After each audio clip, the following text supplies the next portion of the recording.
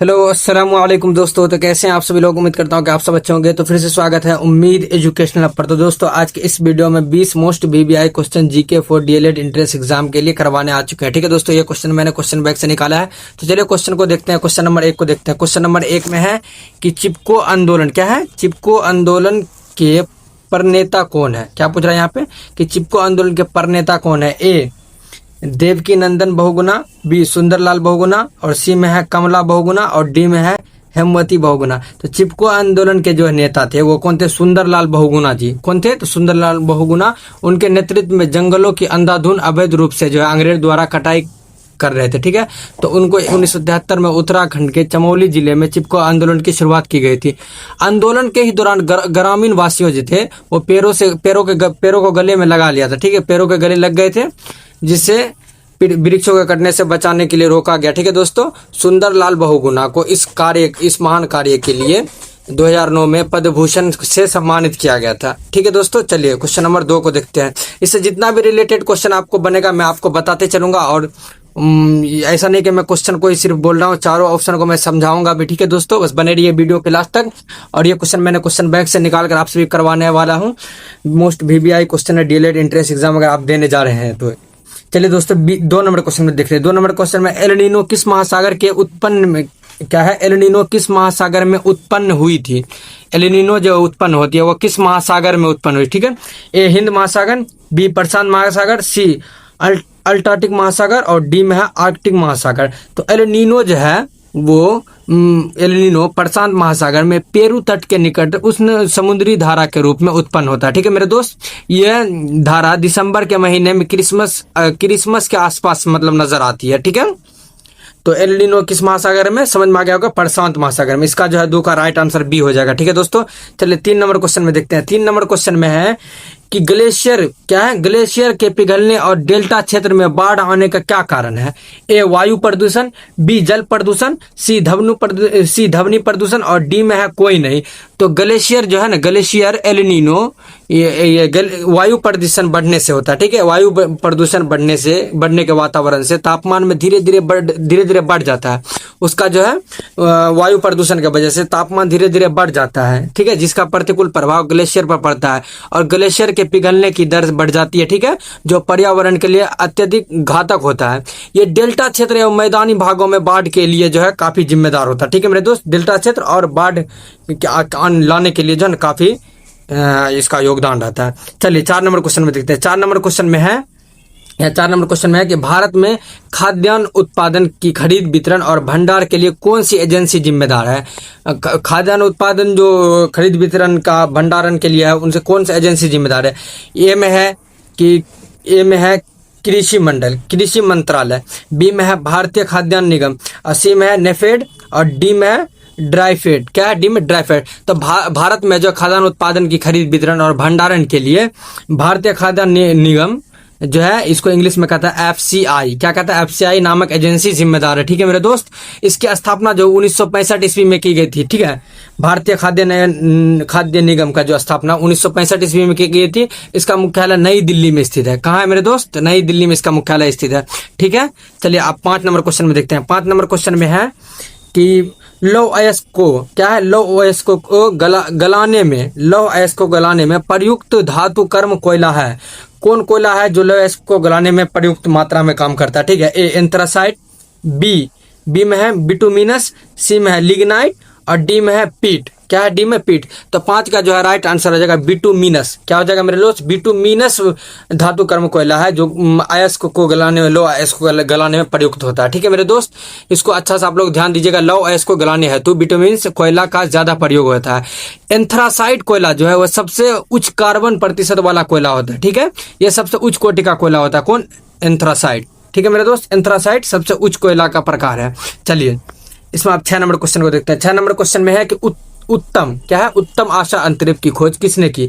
ए Columbus, B Magellan, B यहाँ B option होता है, बी मैगलेन, सी वास्को डिगामा और डी में बार्थोलोमियो, क्या है, बार्थोलोमियो डियाज। तो उत्तम आशा अंतरिक्ष की खोज जो है वह बार्थोलोमियो डियाज के द्वारा किया गया था। ठीक है मेरे दोस्त, 6 का जो है राइट आंसर हो जाएगा डी। क्या हो जाएगा 6 का राइट आंसर डी, उत्तम आशा अंतरिक्ष केप ऑफ गुड होप की खोज 1448 ईस्वी में पुर्तगालियों की खोजकर्ता बार्थोलोमियो डियाज ने किया था। ठीक है, केप ऑफ गुड होप दक्षिण अफ्रीका में अल्टार्कटिक तट पर स्थित एक चट्टानी अंतरिक्ष है। ठीक है मेरे दोस्त, इसको ध्यान रखिएगा। चलिए कि इसको 7 नंबर क्वेश्चन में आप देखते हैं। 7 नंबर क्वेश्चन में है कि बाड़ामंदी, क्या है, बाड़ामंदी आंदोलन कहाँ हुआ था? ए फ्रांस में, बी रूस में, सी इंग्लैंड में और डी जर्मनी में। बाड़ाबंदी आंदोलन 18वीं शताब्दी में इंग्लैंड में। तो इसमें 2 चीज का जो है वहां के जनता द्वारा मांग की गई थी। ठीक है मेरे दोस्त, एक ऊन की मांग किया गया था और बढ़ती जनसंख्या के खाने के लिए जो है उसके भोजन की मांग की गई थी। ठीक है मेरे दोस्त, चलिए 8 नंबर क्वेश्चन में देखते हैं। 8 नंबर क्वेश्चन में है इस संसार की सबसे ऊंची सड़क कहाँ है? ए मनाली से लेह तक, बी लद्दाख से उमलिंगला दर्रा तक और सी में है शिमला से लेह तक और डी में है कश्मीर से लद्दाख तक। संसार की सबसे ऊंची सड़क जो है वो बी इसका राइट आंसर हो जाएगा, लद्दाख उमलिंगला दर्रा तक। तो कहाँ से कहाँ तक और कितना, चले बताते हैं। संसार की सबसे ऊंची सड़क भारत के लद्दाख में स्थित है, जिसकी ऊंचाई समुद्र तल से, कहाँ से, समुद्र तल से 19,300 फुट है।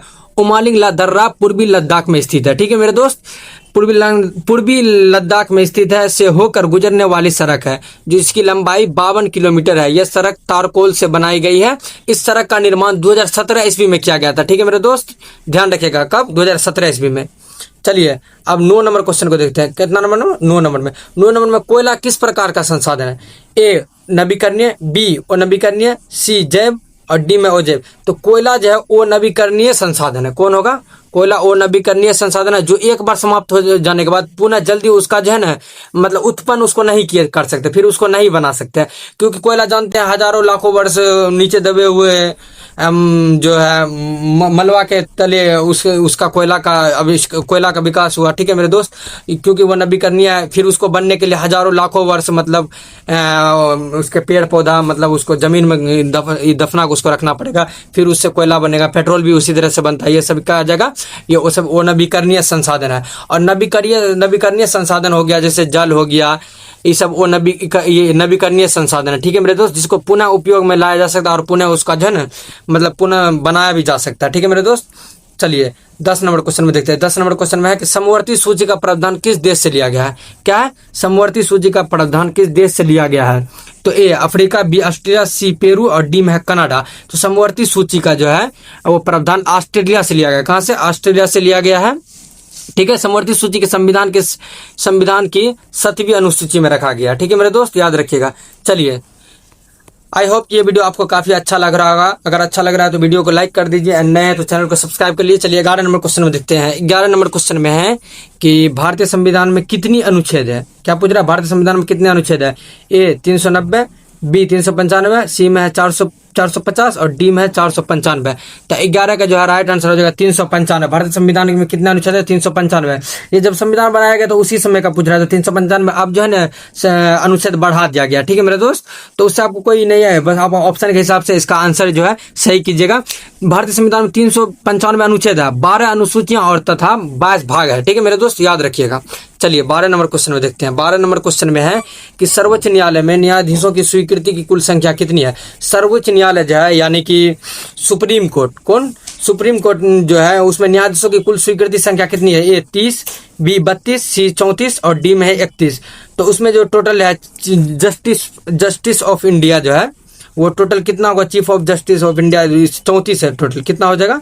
34। ठीक है मेरे दोस्त, सर्वोच्च न्यायालय में न्यायाधीशों की कुल स्वीकृति की संख्या 34, जिसमें एक प्रमुख होता है और उसके बाद 33 मतलब कि मुख्य होता है। एक पूरा प्रमुख होता है उसका, ठीक है, पूरा एक हेड।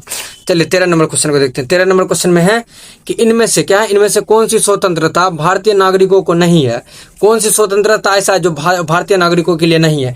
ए सरकार की आलोचना करना, बी सशस्त्र विद्रोह में भाग लेने की स्वतंत्रता, सी में है सरकार बदलने के लिए आंदोलन शुरू करने की स्वतंत्रता और डी संविधान के केंद्रीय मूल्यों का विरोध करना। तो 13 का जो है राइट आंसर हो जाएगा सशस्त्र विद्रोह में भाग लेने की स्वतंत्रता भारतीय नागरिकों को नहीं है। ठीक है, सशस्त्र विद्रोह जब होगा यानी कि गोली बंदूक हथियार से जो विद्रोह होगा उसमें उसमें भाग लेने की स्वतंत्रता नहीं है।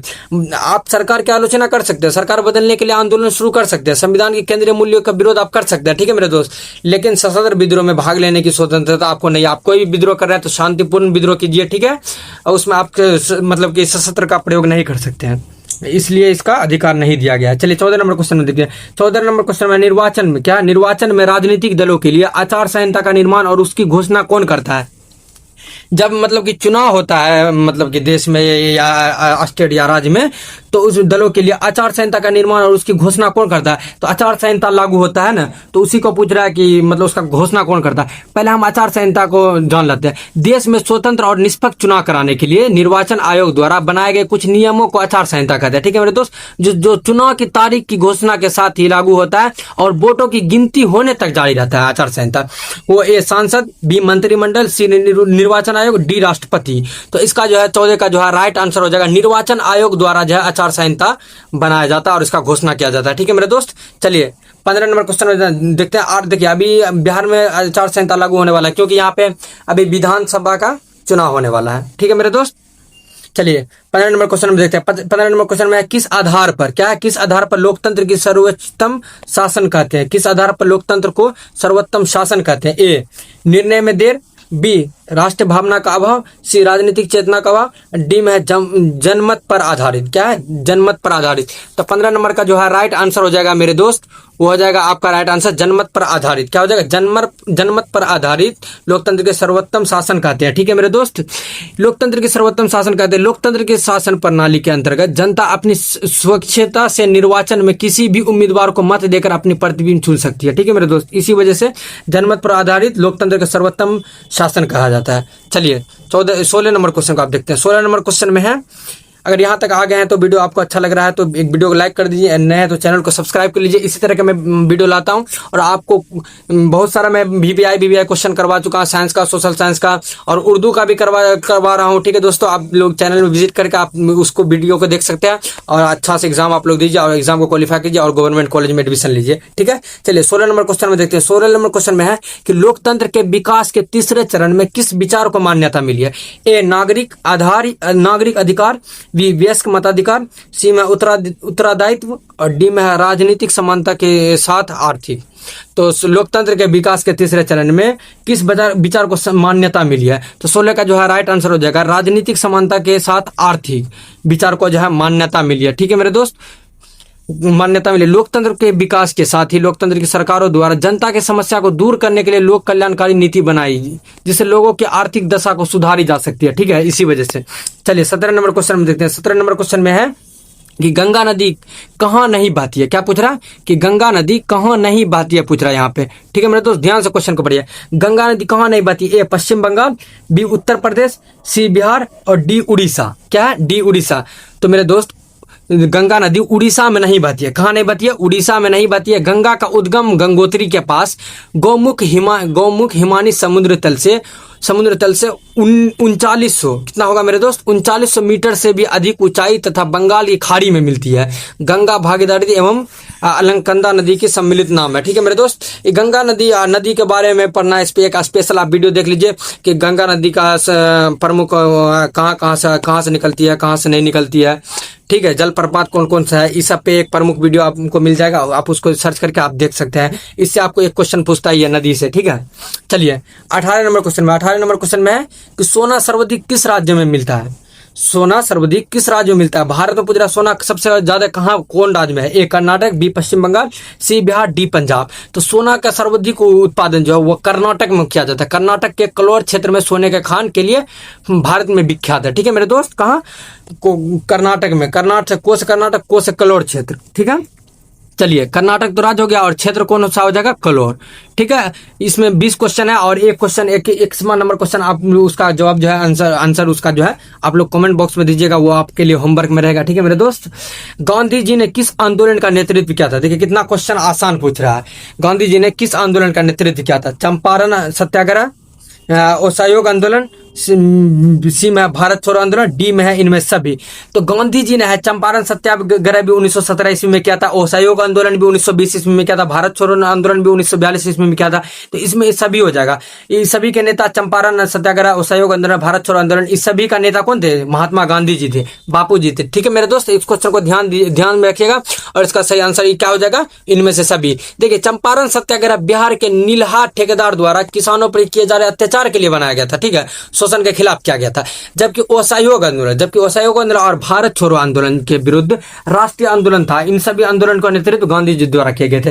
असहयोग आंदोलन और भारत छोड़ो आंदोलन ये राष्ट्र लेवल पर हुआ था, पूरा देश में हुआ था ये आंदोलन, ठीक है। और चंपारण सत्याग्रह जो हुआ था वो सिर्फ बिहार में हुआ था, ठीक है मेरे दोस्त। वो नील की खेती के लिए जो अंग्रेज कहता था कि 20 कट्ठा में जो है आपको 3 कट्ठा नील की खेती करना पड़ेगा, इसी वजह से अंग्रेज के खिलाफ जो है आवाज उठाया था, ठीक है, महात्मा गांधी जी द्वारा 1917 ईस्वी में। चलिए 20 नंबर क्वेश्चन में देखते हैं। इस वीडियो का लास्ट क्वेश्चन है और 21 नंबर क्वेश्चन जो यहाँ पे दिख रहा है आपको, उसमें आपको होमवर्क में मिलेगा और उसका आंसर आप लोग कमेंट बॉक्स में बताइएगा।